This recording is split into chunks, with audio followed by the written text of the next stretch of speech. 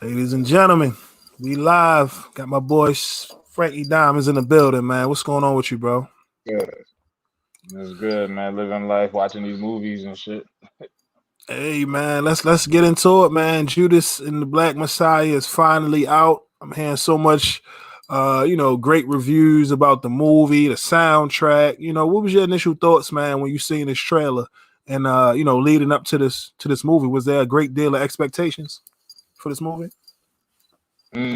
At first, not really, because I'm gonna be honest, I didn't really know much about the Fred Hampton story. You know what I'm saying? I heard about him, but I didn't really know about it. First thing I thought Black Panthers, I was thinking just the Oakland, Huey P. Newton that chapter. I didn't even know they had a chapter in Chicago. To be honest with you, and give them a shout out for bringing back soundtracks, because that's something that Yeah. I don't know, I miss soundtracks. You know what I mean? Even though I've only heard like maybe 5 cuts off of this one, I was like, damn, that's dope to see soundtracks is coming back.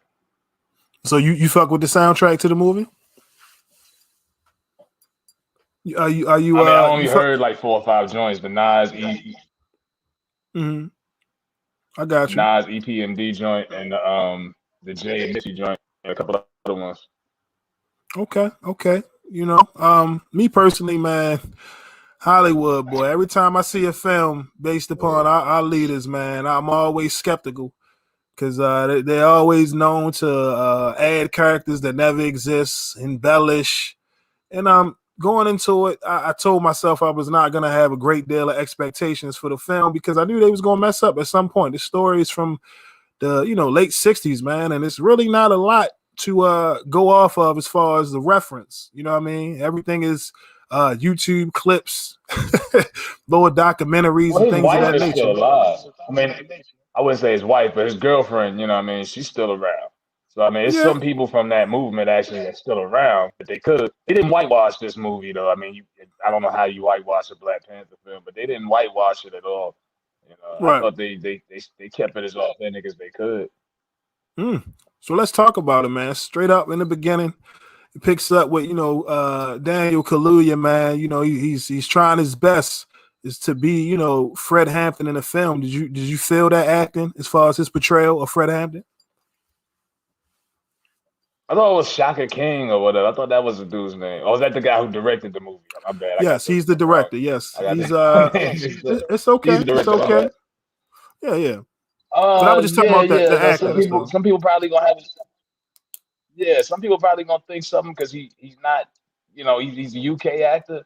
But I thought he did a good job. I still don't think I still think it was Lakeith Stanfield really to me was the star of the movie. I think that stole the show. His performance to me stole the show. You know what I mean? As the co-star. Right. I mean, it kind of reminds me of you remember Sanaa Lathan back in The Family That Prays? You remember that movie back in the day? Yeah, Tyler Perry joint. And you remember leaving him. Everybody hated Sanaa Lathan after that character. She was like, my baby want to be a Cartwright. Like some people, they have a great way of bodying certain roles to where as though, man, it kind of follows them after the movie, man. So what was your thoughts on, I guess, Lakeith Stanfield's portrayal of William O'Neill, the known informant, man? Did it bother you a lot? I mean, initially, the person William O'Neill, that it's like, because this shit been going on for years. Lakeith Stanfield, this is an actor. He did his job. That's what you're supposed to do. I should hate you. That means I got caught up in the movie, and your acting was that it moved me so much. I was caught up into it, and I forgot who you were as a person. You know what I mean? Like he did that. But William O'Neill, the guy who he portrayed, man, this is a 20-year-old criminal turned Black Panther, and like the FBI basically coerced him. Just like I thought about the Central Park 5. They coerced those young teenage boys. They basically did the same thing. This nigga was 20 years old. I'm not condoning him snitching, but 20 years old. They manipulated him. He's naive, and they played him. You know what I mean? And they let it all be known. Like they were doing that a lot back in the day, getting Black people to rat on other movements. Like Mississippi, they had niggas ratting on Medgar Evers. They would have them sit in on meetings and then report it back to them. And then tell everybody, we're not gonna tell y'all, we're gonna keep it confidential. Then they released everybody that snitched in the newspaper. So like They've been doing this shit long. This shit been going on for a while, bro. Nah, man, it's a dirty game. Coming out, for those who haven't seen the movie, little spoiler alerts. I try not to ruin it for y'all, but starting off, man, the way they introduced this character, you didn't really know if he was already working for him or not. He had this little Dick Tracy look with his little duct tape badge, and he had a nice little hustle. But like you said, the way it was recorded, you know what I'm saying? It said they caught him stealing cars across state lines, and again, man, you don't really look at it like that. Like these are children. But ultimately, they were children being manipulated, you know what I mean, by J. Edgar Hoover and the FBI gang. And in your opinion, what are some of the best scenes of this movie, man, that really had you on the edge of your seat? Oh man, but J. Edgar Hoover was a scumbag, though. First of all, that nigga and the nigga used to dress in women's clothes. That's how he got like the mob. The mob got over. You know how the mob rose, the mobs raised the fame in America. They got over on this nigga because they had pictures of him in women's clothes. Like they basically framed Hoover. So that's why Hoover couldn't fuck with the mob. But that one scene when they go into the two scenes when they go and meet when they started the Rainbow Coalition and they go and they talking to them, rednecks. I was like, okay, this shit might not end up too good. And then the most tense scene to me. One of the most tense scenes when they go to the other, the Crowns, the other black movement that they had going on. And they read that letter and they was like, yo, that's that nigga that stole Ann's car. And they look at like this nigga, the tension was like this. I'm like, yo, this nigga about to get got. There's some tense scenes. Like, if you really think about it, a lot of that movie has a lot to do with him and just being his paranoia of being an informant and what everyone's going to do to me. You know what I mean? They're going to throw hot water on me. They're going to throw me down the river. Like, his paranoia is a big part of that movie, almost as much as Fred Hampton. Yeah, I mean, it was crazy to watch Lakeith's character, walk that tightrope of trying to fake it like he really down for the cause. And there were some scenes in there, especially that one, like you said, man, that was a tense scene. It got to me when he was like, because remember, he came in, you got everyone armed to a T around him. And he would just say, hey, bro, this your world. You know what I mean? The revolution. I think he said like a revolution and liberation. And he was like, woo, this nigga saying $1 million words. I was like, all right, y'all, come on. God damn. The nigga only said liberation. That ain't a Scrabble word. You know what I'm saying? That ain't going to get you 10 points. Nigga, calm down with all that. Like, I don't know, man. For me, it's certain scenes where it bothered me. Like that one scene where Lakeith is sitting down with the white dude who's manipulating him. And he's trying to convince him that, the Klan and the Panthers are the one and the same. Like that thing right there. Ooh, he was like, see, remember he was like, see, I told you. Yeah. I told you that just like the Klan when they was talking about the boiling water and all that, they're just as violent as the Klan. And I'm like, well, if that's, and I'm like, well, think about it, you're 30. Think about it though. You're 30. I'm 30. He was 20. Yeah, I mean, this is a 20-year-old dude. I don't know. When I was 20, I was a kid mentally compared to what I am now. You know what I mean? He was 20. He was a criminal. He had no education. He was being played. He didn't know he was being played. He thought he was just all I got to do is just rat to go out so I could beat jail time and Fred just do a couple of years. Okay, that's what he was thinking. You know? He didn't think when they was like, yo, you gonna kill Fred? Like, what the fuck? Like, what did you expect? How did you think this was going to go? You know what I mean? But for me, it was like, if y'all really felt like that, right? Because again, a lot of this, you can't take it literal because there's not too much research. You know what I mean? Of course, the mother was there of his child. The son wasn't born until 25 days later after the assassination. But a lot of this was, speculation and their own interpretation of what could have happened. There is no documentation of William O'Neill and his handler to go off of. So a lot of this was them trying to play off what they thought. So of course that's a whole part of Hollywood and how they manipulate certain things. But just he did one interview. Yep. It's a documentary on YouTube. He did that interview on a PBS. Yeah, he did that interview and he died. He killed himself right after. He lived 20 years after this. This how show how young he was. That was 1969 when he was 20 when they took out Fred. He was only 40 when he killed himself. Like, these niggas were young. You know what I'm saying? So it's like he couldn't handle it. So that shit got publicized. off with his head. And that's Do all you you think? know. I never even watched that documentary. I don't know what all he exposes. No, it's on there. It's about a half hour. Y'all can check it out. I think Real Black, they posted it on their channel. They're real good at Yeah, I posting fuck with dope Real black Black. content. That's my shit. Hell But yeah. Hell yeah. but do you think by chance, man, he was still being chased by COINTELPRO as to why he ran out in the middle of traffic? You know what I'm saying? Hold on, who ran in the middle of traffic? That's how Mr. William O'Neal took his own life, man. That night he ran out Oh, in so he traffic. ran like the joke, go play in traffic. Wow. Yes, I man. don't know. Maybe I think a lot of the research comes from like they probably had a therapist or a psychologist in there. People who talk to therapists who've been too snitched before. I'm pretty sure you would be paranoid if you knew you're infiltrating a fucking powerful movement and you're conflicted.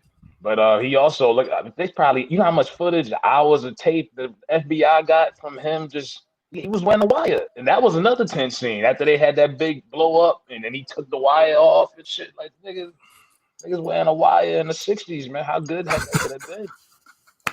Yo, my scene was I when he mean, showed up. He showed up with the C4, like, yo, we about to do something crazy. Yo was like, yo, if you don't get your nut ass away from here with that.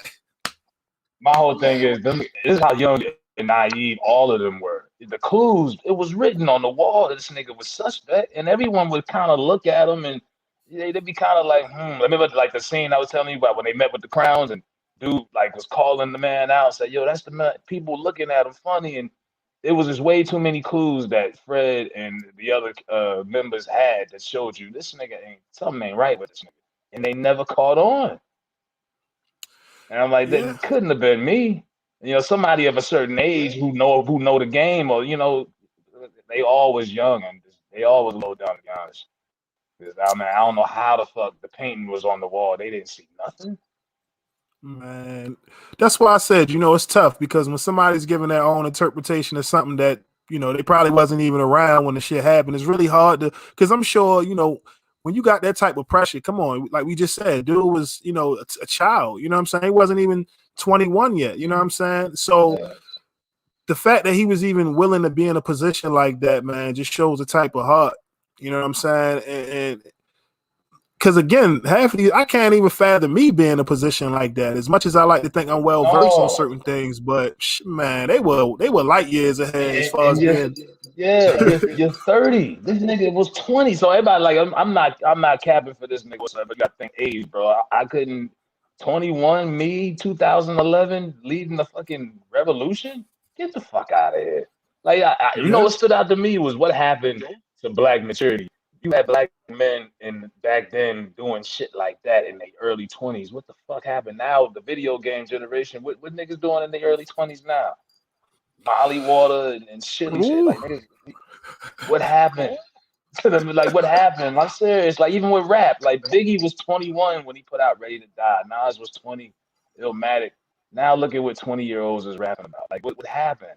I don't know. Like maybe the father not being in the crib.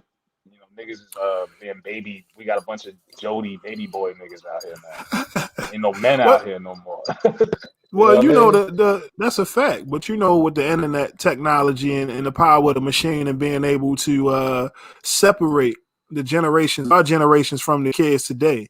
You know what I mean? It's messed up because in society, after 25, you consider old. And that's terrible when really you don't really embrace manhood if you're blessed enough to reach your 30s. You know what I mean? We just falling into the men we're going to be moving forward if you're lucky and blessed. So it goes to show that they're being pushed this false reality that, dying young and hard and crashing like a dummy is the way to go out. But the secret to life is wanting to live, man.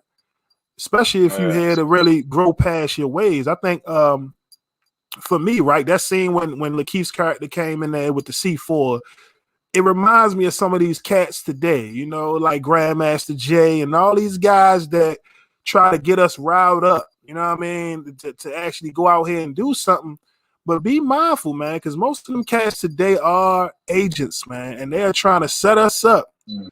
It ain't going to go well like them dudes at the Capitol, man. We do some shit like that. You already know what's going to happen now. So you got to be mindful of the Jedi. You gotta be Slaves built mindful the of fucking Capitol. that's what I'm. Some of them was FBI agents, law enforcement. They just changed their clothes in the bathroom and went to go protest. You know what I mean? I was saying, then you got even that Meek and Takashi situation. It's like, bro, the writing's on the wall. I'm not about to be chasing after no nigga I know working with the feds just because you know what I mean. Some words. Like, nah, Shit, boy. I'm not dealing with that. Like, I'll take the. I'll just move on from that. I'm not fucking with you. You got that kind of connections going on. You know what's crazy because the FBI, if I'm not mistaken, has a 98% conviction rate.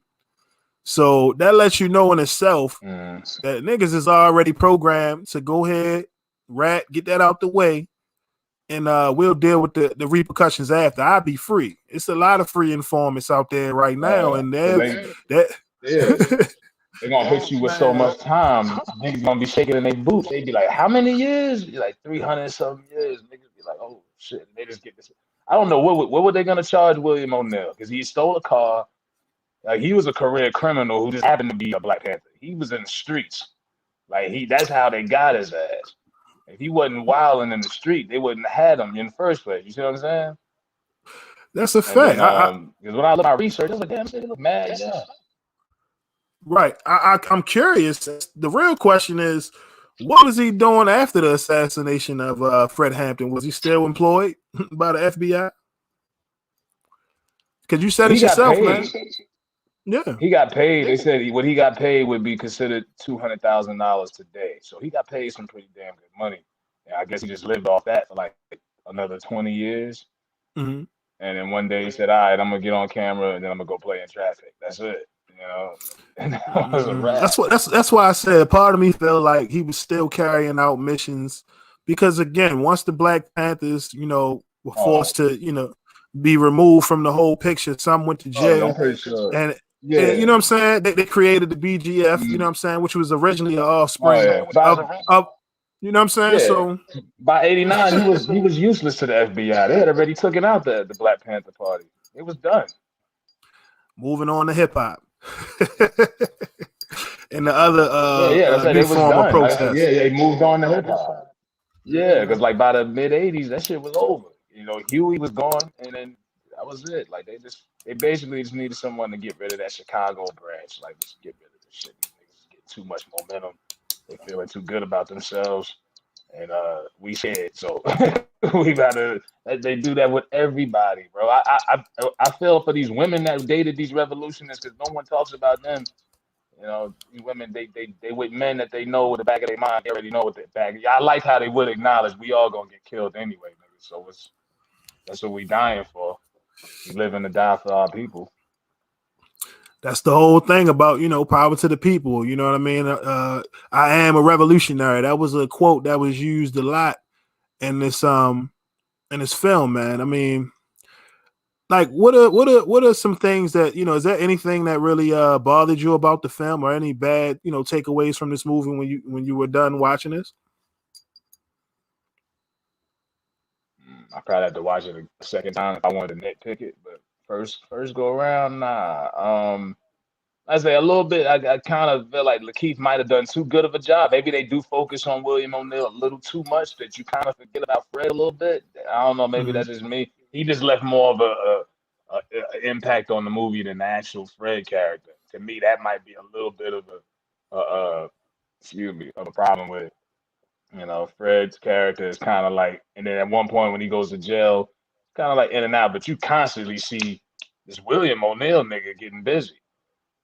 But like I said, I liked it. Like I said, I had no real expectations for the movie. I didn't really know. I was just like, all right, I'm gonna check this out and watch it because, I'm gonna watch it. And the white boy did a good job too. I forgot his name, but he's an asshole in the movie. Everything.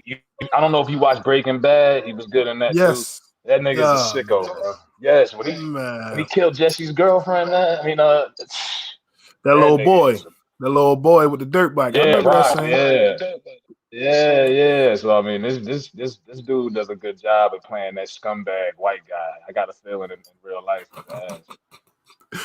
No, I mean, my biggest takeaway or the biggest letdown of this film, in my opinion, is the fact that they really didn't get too much into, who Fred Hampton was before he became, the leader of the revolution. You know what I'm saying? He was one Mhm. of many leaders, but the more I think about the movie, the more I got to give praise and homage to Spike Lee and his work for Malcolm X, because man, the way he was able to go into, because originally the film was damn near like 6 hours, so he had to do a lot of cutting, but he wanted to make sure to show Yeah, you Malcolm in so many different layers in the and that's the evolution and a thing. lot.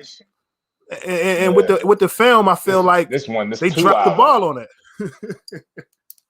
Yeah, man. You know, I mean, but it's like it just goes back to what you said. He's 21 years old. mhm. He was 21. Malcolm was what, 45? Yeah, So I mean, it's like if you do a bio on someone that's 21 compared to someone that's 45, there's a yeah, bunch of layers you can add on. Malcolm shit. Like this Fred Hampton really probably didn't get on the scene. Probably was only on the scene maybe a handful of years for you to even document anything. What you gonna go back yeah, to him at 15? You know, like you said yourself, they didn't really have that much information on Fred Hampton like that. So yeah. you But only you know, got really a there's couple a of years. Yeah, my it's hard bad, to my tell a bad. biopic for someone that was 21. You know, if you're 21 and you died, your biopic, how long is it gonna be? You know what I mean? Like they don't really got that much info on Fred like that. Well, and excuse us for the technical difficulties. I don't know, you niggas. You know what I'm saying? The lagging. So you know, everybody that's viewing, I appreciate y'all. It's all good, but I don't know. You know, there's still some political prisoners still in jail to this day. You know what I mean? They can figure it out. You know what I Mm-hmm. mean? In my opinion, I get you though. That's a They was valid point. lazy. Yeah, of course. You know what I'm saying? Because in my opinion, these films are only created to stir up emotion. Because again, like you kind of completely forget about Hoover and all the shit that he was really doing to our community, and you just stuck looking at Oh William yeah, O'Neill like, how in the yeah, hell? Why would you do that? You know what I mean? yeah, But I felt like walking away yeah, from the film, I didn't learn nothing about Fred Hampton, the person. They only talked about his mother babysitter Emmett Till. You know what I'm saying? When they was younger, that was it. It yeah. wasn't That's even what. like, you know what I mean? It wasn't even like Ray or some shit. You know what I'm saying? Well, like even a couple flashback Yeah. scenes, I mean, I wouldn't have been opposed to that. yeah. But did they promote it as a biography or did they promote it as just? See, I didn't look at it like they promoted it as a biopic. If it was a Right, biopic, if it right. was called the Fred Hampton story and 90% of it was William O'Neill, I've been like, all right, like I don't think they really put it out as a biopic. I really think they're just like, okay, we're gonna show y'all from when this revolution starts till the demise of Fred Hampton and what leads up to it with this guy who infiltrated the structure. You know, I just think they like you're right. They don't talk about Hoover a lot, you know, but a lot of people don't really know about that shit. To be honest with you, a lot of them don't know Yeah, about Hoover and his dirt, so that'd go past a lot of people's heads. They'd be like, they ain't gonna think of nothing about it. yeah. I seen a lot of criticisms on, you know, Twitter and other social media platforms, and people was just still upset because again, it's plain as day. The synopsis of the film is from the perspective of the informant. You know what I mean? Once I seen that, I was like, I already knew what it Mm, could potentially be because don't nobody want to see that story. It's like, damn, the shit undermined us so much. It set us back in a sense. But I had yeah, to, you know, make sure it be known that I'm upset at him. But like you said, he was a child. He was a naive. I'm not more upset, you know, yeah. at him than Hoover and the whole counterintelligence agency that was formed to target us and still targeting us Uh, today. I yeah. It was different to me though. I never seen it from the informant's POV before. You know what I'm saying? I'm like, damn. I'm thinking to myself. I mean, not that I'm a rat, but I'm like, damn. Yeah, you had to be paranoid, especially back then, knowing what the consequences was. And this nigga was eating dinner with the FBI agent in broad daylight. That's how naive this nigga was. You couldn't get me to do no shit like that if I'm ratting. You know what I mean? So it was a different perspective. The way that they shot the movie, it reminds me of like Dead Presidents. I'm not tripping. Like the Hughes brothers. It kind of reminds me of Mhm. the way that they shot at the Dead Presidents and a few other movies from back in the day. Um, yeah, like, it's different. You know what I mean? It's not like the typical revolution type of movie or whatever. It's not a biopic. It's just I wouldn't even tell people this the Fred Hampton story. I'm like, nah, it's a movie about Fred Hampton and the nigga that snitched on him. That's what it is, and it's not bad. I Yeah, like it. that's a It's fact. just That's a fact. it's a different point of view. I never seen it from a rat point of view before. You know, I'm looking, I'm like, damn, man, this nigga, No, he was they putting on too presidents. much of the front though. Yeah, he was acting like he felt like they tried to humanize him. You know what I mean? And It was just like, how can one person do, such a thing like that and play both sides of the fence? But speaking on Dead Presidents, that's one of my favorite movies, by the way. But let's play devil's advocate, right? Because again, one is a historical reference, but the questions I'm about to ask you, I'm just curious as your answer. You remember In Too Deep? Yeah, of course. Was Judas and the Messiah better than In Too Deep? No. You talking about like what you talking about them? You talking compare movies based off like from the perspective of an informant. Yeah, that's all. That's all. I mean, he was an undercover cop. He was an undercover cop, though. I wouldn't call him technically you an informant, but he was an undercover cop that forgot who he was. He forgot that he was on an assignment. He got in too deep. He got caught up in his assignment. You ain't no cop, Jay Reed. You ain't no cop, Jay Reed. Yeah, you ain't no cop, Jay Reed. God. Yeah, that movie was wild, man. That was what about Donnie Brasco? You ever seen that? I ain't seen Donnie Brasco in a minute. Yeah, with Pacino in there. Johnny Depp. I'd have to go watch Donnie Brasco. Man. Johnny Depp, yeah. And again, those are fictional characters. Mm-hmm.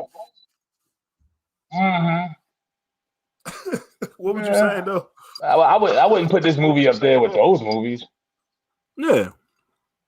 I just was curious as to, because you get, like you said, the perspective. Well, that too. I probably won't watch it again, but like I was saying, just the point of view of movies being told. You know what I mean? From that perspective. Yeah. Now we watched Dead Presidents, and the whole thing was based off bald-headed nigga that ratted them out. That would have been different. I wouldn't have enjoyed that. You know what I mean? If they put a lot of emphasis on him. You know, the nigga, the pastor that ratted the whole crew out. Yeah, Bo King. Chris Tucker had to snuff him at the table and all that. Yeah, Bo King. Yeah, give the nigga his flowers, man. That nigga. Yeah, salute Bo King. No one knows his name. Hey, y'all gonna stop this shit? Yeah, man. But no, man. Niggas don't know this man's name. I don't even know. From them Caught Up days. Remember Caught Up? Boy, everybody had that VHS in their grandmama living room. God damn. But I just had to mention some of those movies because we've seen movies like that. You know what I'm saying? When informing shit. I want to say Casino. Wasn't one of them niggas turned right up in Casino? We've seen movies with an interesting perspective. That was from De Niro. Yeah, that was from De Niro's perspective. But it wasn't, they got Joe Pesci and his brother up out of there. That was foul. Good movies. Classic movies we name it, by the way, man. We've seen it done before and done to a point where as though you didn't, like with the In Too Deep film, like niggas was hurt at the end. Like we knew he was a cop the whole time. But even you was hurt for LL Cool J. You was hurt for God. You seen the pain in his eyes, like, oh shit, you ain't no cop. But like that's when you know you watching a good movie and they dispensed your belief because you forgot you was watching some shit and you got caught up. Now you walking around like, man, fuck Lakeith Stanfield. Oh, yo, man, fuck this, because they did a good job. Like when you seen Django, did you want to slap Samuel L. Jackson after you watched Django? Oh man, did I? I was like, damn, he working a little too hard. Yeah, he did a good he did a good job playing a house nigga. Like it's certain roles, like scumbag roles. If you do it the right way, people are supposed to hate you, as far as I'm concerned. Even if it's just, for a few minutes, you know what I mean? They're supposed to hate you if you do it the right way. I just think Lakeith did a good job. I think I walked away more impressed by his acting, and I felt like I learned more about William O'Neill than fucking Fred Hampton. Yeah, man. I mean, at the end of the day, can't deny quality acting. They showed up, they delivered. You know what I mean? There's going to be a lot of narratives. It was just me. I just needed more accuracy on the story that's being told because they're so quick to put out a certain perspective, you know what I mean? A certain narrative that, and again, it's always existed in Hollywood, television movies. There's going to always be some things that they embellish. Hell, in the Wu-Tang series, like they weren't shooting each other up like that. You know what I'm saying? Certain things. We kind of know that coming from the streets. Like, yeah, I know that. Yeah, I know that was, they got to make it look interesting. They got to make shit. I want to see Tariq. Get Tariq to do a documentary about it. Then maybe he'll do this shit right. Hey, I You know mean, what I who mean? knows, But I man? know But I wasn't watching a documentary, so I knew what this. Like One Night in Miami, you seen that? That's a fictional story about what people thought went on in the room behind closed doors with those guys. You don't know what the fuck happened. You know what I mean? So I walked yeah, in, I'm not going in thinking biography. This is factual. I already knew. Okay, y'all could just say whatever the fuck y'all want to say. You know? But if mm-hmm. you're not disrespecting or compromising anybody, I don't have a problem with it. It's entertainment. All right. Well, Hey, shout out five. to them for having a big girl playing the lead role too, though. Yeah, she did. I think Facts. D- I was like, oh, Dom, they got a what is her name? Dominique Fishback or something like that. I think she played in that Project Power with Jamie Foxx. mm. We reviewed that. Yeah, man. I like the other Oh girl yeah, too okay, with yeah. the bush. That's a thick, Yeah, yeah, yeah. that's a I thick like big the. mama sister, man. Let I me was like, see. Let me oh see, shit. man. But it was the other girl They with the don't put afro. She did her sisters thing too, man. 200.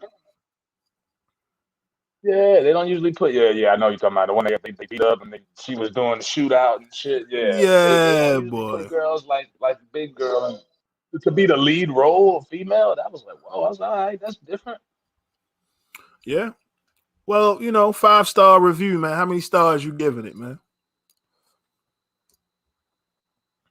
Off the first reaction, I give it 3. I go back and watch it Okay. again and see, but I give it 3. It's Okay. 2 hours. It's not a waste of your time. I've seen worse movies. You know what I mean? I've seen very worse movies. So Yeah, man. Overall, I don't know. I don't know. Like I said, for me, I was up to like 1 in the morning, just upset. Like, yo, why do they do these films with this propaganda?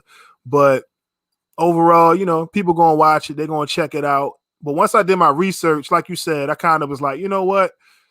These dudes, because the one guy, what's his name? One of the writers, Will Burson. All right, he's the you give a credit to the Lucas brothers, but this dude worked on Scrubs. He worked on Run of the House, and he was with the production crew with Arrested Development. TV shows with a little mm, quirky sense of yeah, I humor. will So, say, yeah, I go into Hollywood stuff already. Yeah, I don't never go into these movies expecting thorough, spot on, spot accurate information.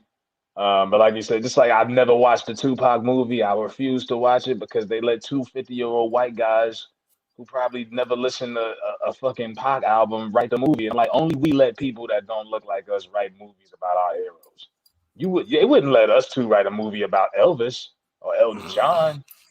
You know what I mean? They you ain't wouldn't. lying, They let niggas write, you know what I mean? Writers are writers. Like I man. said, just based off face value, I thought it was straight. Yeah, I mean, like I said, y'all, I didn't pay to y'all go gonna see check it, it out. so yeah.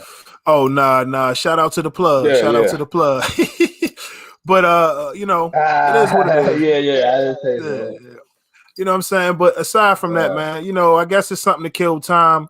And when the time passes, we'll look back and see exactly what it is. Do you think this is one of those movies that's gonna put Lakeith Stanfield and Daniel Kaluuya as the next movie stars? You know what I'm saying? Do you think it raises their stock moving forward, or does it hurt them a little bit? nah, I don't think it'll hurt them. I think it'll raise them. But like Hollywood going through transition right now, they're trying to find the next Denzel, the next this, the next that. They're trying to force niggas into certain spots like Michael B. Jordan and all of them. Hollywood is kind of funny right now because the movie theater game is kind of up in the balance. Like I don't know. Like I say, I don't know what this does for the Daniel cat. He did Black Panther. But like I say, he didn't really stand out to me in this movie. He was just there. Be honest. Mm. Don't get me wrong. He did a good job. You know what I mean? Fred, but it just seemed like I say, the way that they put the perspective from the informant, it just felt like this was Lakeith Stanfield's movie. I think this movie takes him to the next level. And I think he's a weirdo, but he's a good actor. He's a weird nigga though. I like him at ATL. I liked him at ATL. Nigga's weird, bro. They got pictures of him like biting on his feet in an interview or some shit. That nigga's weird. Yeah, nigga that was was playing in his that, toes in an interview. that was Death Note. He was playing a character or anime, but I remember exactly what you're talking. That's kind of wild. That's wild. But Yeah. overall, Mm-hmm. man, that's pretty much our review of the film. He gave it 3 stars. I give it 3. But I don't want give it 3. y'all check it out and you know, come up with your own thoughts on it, man. But Frankie, let them know what you got coming up, man. Let them know where they can find you at so we can get on up out of here. FrankieDime TV right there on the damn bar tag. So Come on, man. I heard that's where y'all is can it true find you me. doing Patreon? You coming out with Patreon? Yeah. I'm gonna do that, man. I'm gonna do that when I get my shit together. Yeah, there's be certain shit on here I be wanting to talk about, but they block my comments for my subscribers. And I tried to put a video up today, right? And I had the thumbnail. It was like Antonio Brown, and it was like a X over ESPN and Fox. YouTube was like, you can't upload this thumbnail. It's too passe or some shit. I was like, what the fuck? Like, oh man, YouTube then got this shit is kindergarten like now. Listen, man, they scrambling because I'm they get grown. ready to give content creators them royalty checks. So they trying to weed out all the folks that they don't really approve of. You know what I mean? They got a certain standard that they want content creators to be. Mhm. So if you appreciate folks to be 100% authentic and unfiltered, you know, tap in. Low Key T, FrankieDime TV, Gems TV, Forgotten King. Like, you know, support us, man, because we the way, we the future. We dictate, you know, what shit gonna be moving forward. You see Joe Button, he out here getting money, so it's on us to you know, make a new wave with the new platforms. It's gonna be a new YouTube. It's gonna be another platform. This ain't gonna be the end all be all. So make sure y'all tap in and support on our platforms. You know what I mean? That appreciate it, bro. Yeah, man. But with that being said, man, we gotta get up out of here. This is my third one for the day, boy. I've been just putting content up, Man, man. yeah. If y'all want to see me and Low Key T, man, I know a lot of Low Key T haters out there, man. I had to get them on. If y'all want to see me go at his neck, man, make sure y'all go ahead, subscribe to the Patreon, man. Sign up, you know what I mean, and get to see the whole full joint. But we've been making a lot of content, Frankie, and I was sure to upload your interview, the Umar joint we did. We got a nice little vault of material that we've accumulated, Yeah. man, and I'm very strategic because at the end of the day, the goal is to know our value and our worth and monetize it for it. You know what I'm saying? Monetize ourselves for it. You know what I'm saying? Get paid for this. So, like I said, just stay tuned. He's a part of the, you know what I mean, the regime that we got moving forward. So, with that being said, my name's Sensei Rip, Frank Diamonds. We out. And damn, what you got, bro? All right. Already. Peace out, bitches.